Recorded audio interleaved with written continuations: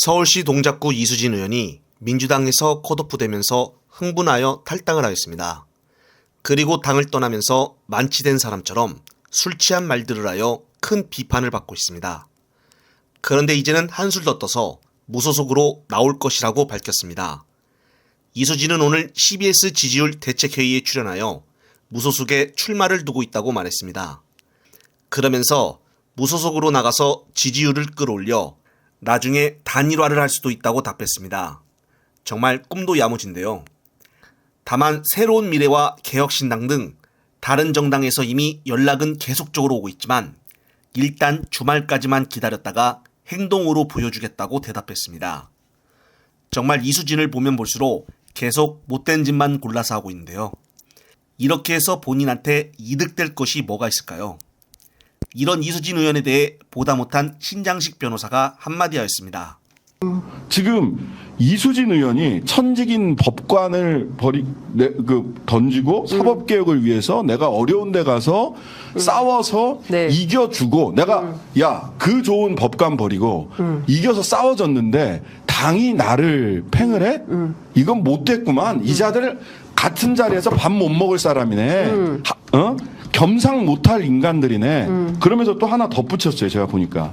백현동 재판 내가 판사 출신으로서 판결문 보니까 쪽팔림에도 불구하고 내가 디펜스 해줬는데 이재명 너 가만히 있어봐. 내가 가만히 안 있을 거야 라고 협박도 해요.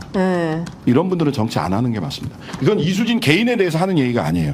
엘리트주의에서 천상계에서 아이고 저 정치하는 것들 내가 니들 위해서 내가 한 수 해줄게 라는 태도를 가진 사람들은 정치하면 안 돼요. 일종의 어떤 선민의식, 엘리트의식. 내가 한번 해준다. 정치하는 사람들은 저 아래 것들이고 심지어는 정치하는 사람들을 아래 것들이라고 보는 사람들이 유권자는 어떻게 보겠습니까? 그렇죠.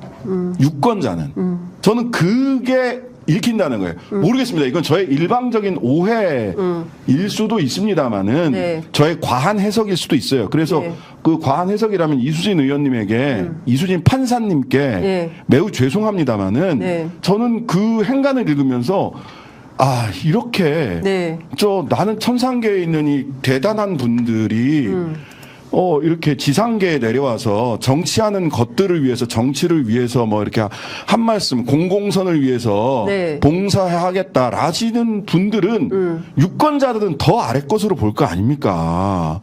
네, 그렇습니다. 한편 민주당 5선 의원인 서른 의원 또한 이번 하위평가 10%에 속해 컷오프되었다는 소식입니다.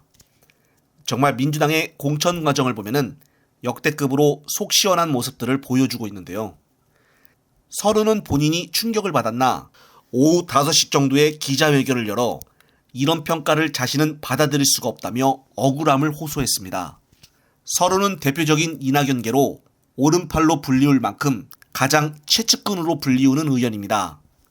이로써 서른은 이번에 컷오프가 되면서 민주당을 탈당하여 이낙연이 있는 새로운 미래로 갈 가능성이 크다고 보여집니다. 또한 서른은 딱히 할 말도 없는 것이 최근 실시한 지역구 여론조사만 보더라도 민주 지지율이 거의 50%가 넘어가는 지역구인데 김기표 후보와 서른의 지지율을 비교해보면 이렇게나 많이 차이 나는 것을 볼 수가 있습니다. 서른은 스스로 가슴에 손을 얹고 출마보다는 자중하는 것이 낫지 않나 싶습니다. 한편 이번에 김경주 민주당 당원이 본인의 SNS에 정말 기가 막힌 자료를 올렸는데요. 자료를 요약해보면 내용은 이렇습니다. 표를 보게 되면 민주당은 경선 21곳, 단수공천 55곳, 전략공천 7곳으로 지역구를 배정하였고 반대로 국힘당은 경선 0곳, 단수공천 102곳, 전략공천 8곳으로서 지역구를 배정했다는 것입니다. 그러면서 김경주 당원은 이런 간단한 표를 볼 때 과연 누가 사천이라는 것입니까? 경선으로 공정한 기회를 주는 민주당이 왜 사천 소리를 듣습니까? 한동훈과 용산 뜻대로 자주지되는 국힘당이 진짜 사천 아닙니까? 라며 공천 과정에 대해 강하게 비판을 했습니다.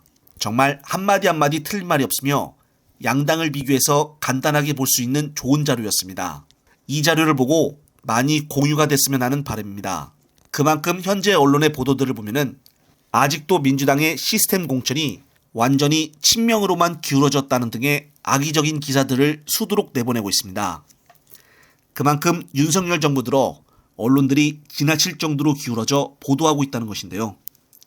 반드시 이번 총선에서 민주당이 압도적 승리를 하여 언론개혁을 이루어야 할 것입니다. 끝으로 또 새로운 소식이 있으면 말씀드릴 것을 약속을 드리며 이번 영상은 여기서 마무리하겠습니다. 시청자 여러분, 시청해주셔서 감사합니다.